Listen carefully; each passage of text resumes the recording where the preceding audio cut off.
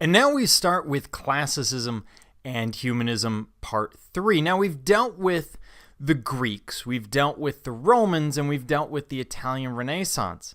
Now we're moving on to Northern Europe, and more generally, Europe overall. And in fact, we're going to be looking at a number of different movements as we move through this week.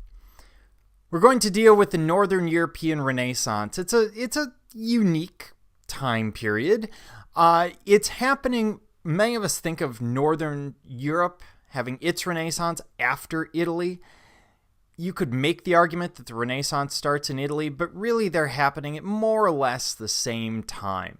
The difference is, instead of focusing on the human form, current image accepted, they're going to focus on texture, on things, people's clothes, that sort of thing. And it's a matter of technique.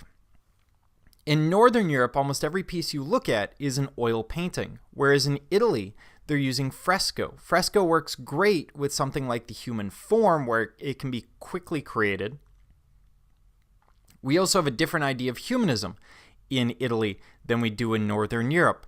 In Northern Europe, they're looking for human potential, but they're not using the metaphor of the physical form of the human reaching its potential. Instead, they're going to be focusing on other ideas. We also have a lot of symbolism, so you can almost read the paintings once you know what the symbols mean.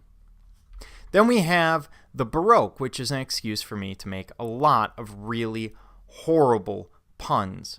But if it's not Baroque, don't fix it. In the Baroque, what you're looking at is art and music following the same course. Both of them will become increasingly dramatic and theatrical. In art, we're looking at theatrical, dramatic lighting.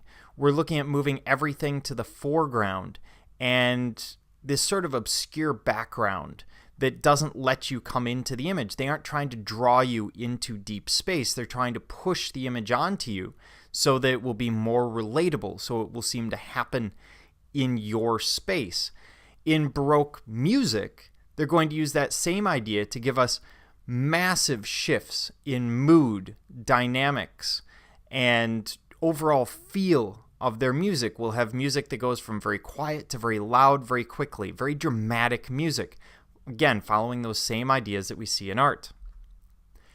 And finally, we'll have the Neoclassical, and sometimes it's really best you not ask.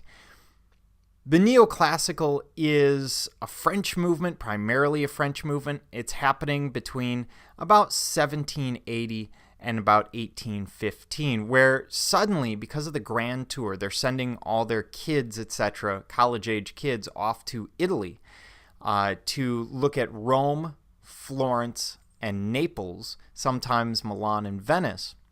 Those kids are coming back with an appreciation of Greek and Roman culture, so we see this sort of encouragement of Greek and Roman ideals in their art and in their painting.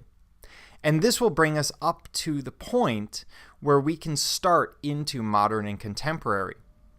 So, hopefully, this works out. This will be a little bit shorter section. There are a few bonus pieces in there that aren't in your PowerPoints, but were in the videos that I was shooting or that I was recording. And we have more music. So instead of one section, I believe there are 3 sections of music in here. And we'll be getting into theater as well, much like we did during the medieval. So we're starting to bring in these different art forms as they're getting to a point historically that we can really study them. So thanks to notation, of course, we can start incorporating music.